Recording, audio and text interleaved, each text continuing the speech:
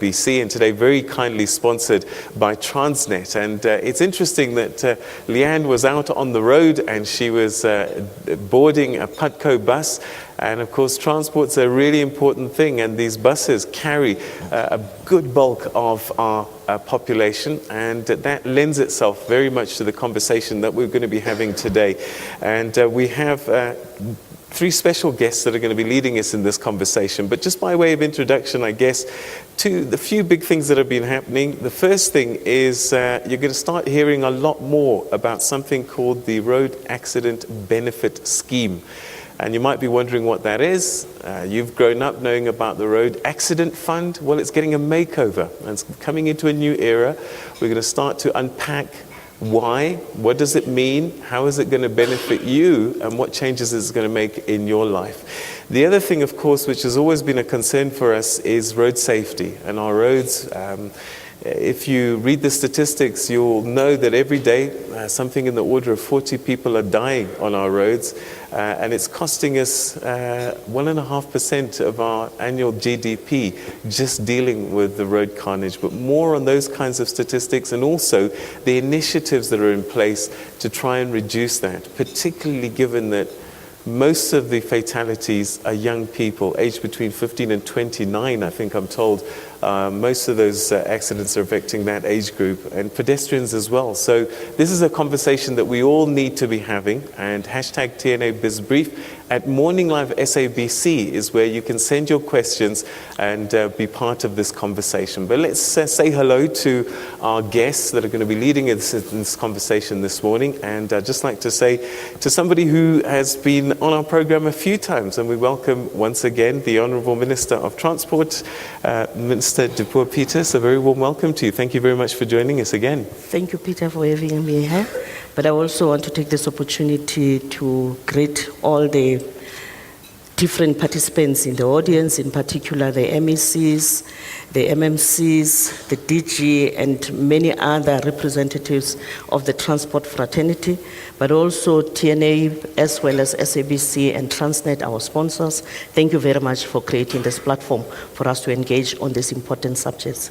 Great, wonderful, thank you so much. And next to you we have Dr. Eugene Watson, the Chief Executive Officer of the Road Accident Fund. Thank you very much indeed for joining us, and welcome. Thanks, Peter. Morning to you.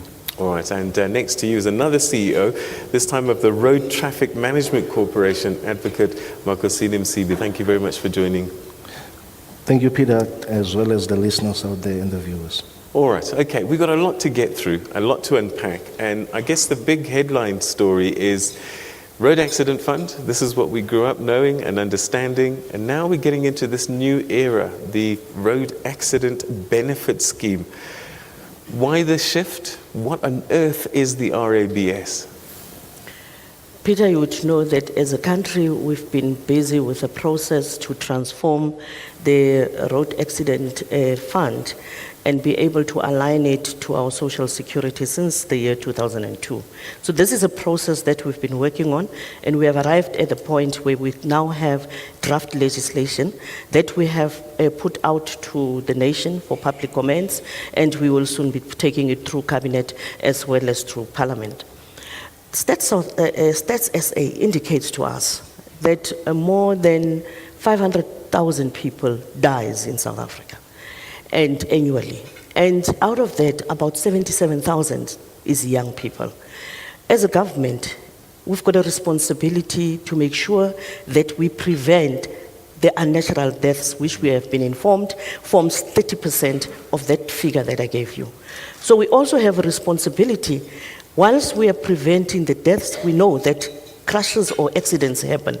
And as a current government, we need to respond.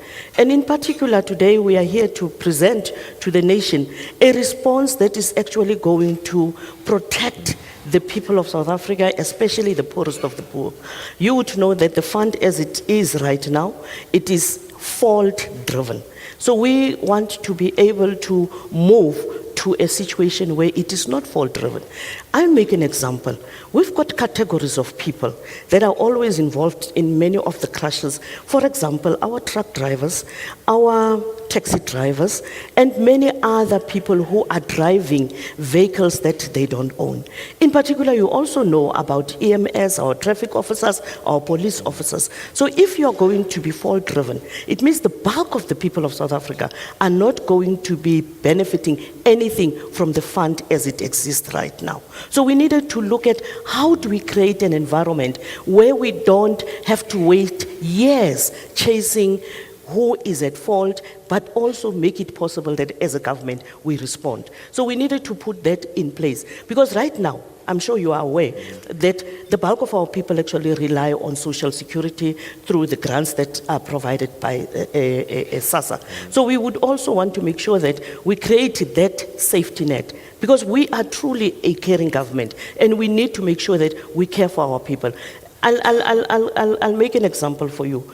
Look at the people who are involved in crashes like a truck driver, who goes to court and spends the bulk of the little meager resources that he or she might have saved over the years to try and prove to the world and to himself and to anybody else that he was not at fault or she was not at fault. So we're saying we want to be able to change that particular system.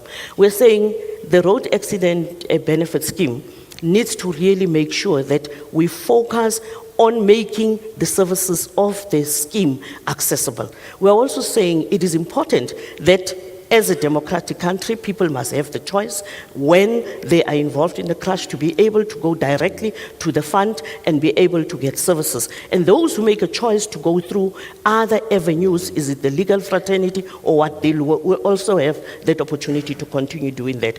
So we are here today with an institution, the Road Traffic Management Corporation, that is supposed and is working to make sure that we reduce the crashes. But we're saying once the crash has happened, what do we do? So we create that system for a consoling arm of government, for a response that would actually make it possible that we cover the people of South Africa. Okay, all right. So that's the first look at what this RABS is going to be.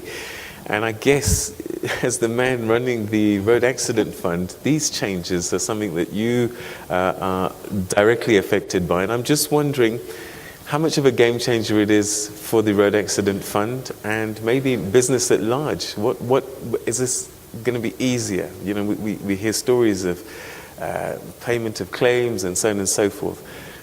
This new system, this new scheme, how is it going to change the game for you? Look, I think if we start at the end, RABS is basically a view of government to say who's been in a crash, who's been injured seriously, who's lost a loved one. Once you've made that decision and identified these people, how do we rehabilitate? How do we provide medical care against standard tariffs which are accepted throughout our country? How do we provide some income support to the injured as well as to the family? How do we pay for the burial? By having defined benefits, set rules, tariffs, equivalent to other structures within the country, it becomes much easier to pay, to administer. It also becomes a lot more sustainable. The difference to where we are at the moment is that the focus is almost entirely, as Minister said, on proving who was at fault, who's to blame, who was negligent, how much were they negligent, what have they lost, and then how do you compensate that loss? Very complicated arrangement which excludes many. The new move is basically to say, let's allow as many people who need support of government to get it.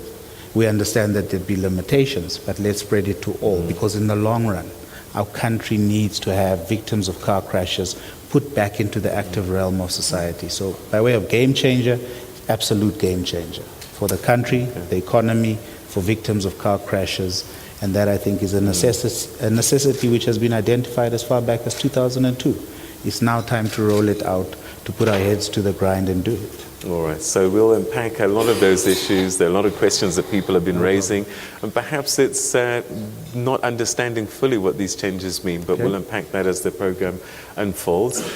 But you, sir, Advocate Msibi, you've got to keep us safe, and the number of crashes and deaths that we are seeing, it seems like this is a battle that we're struggling to win.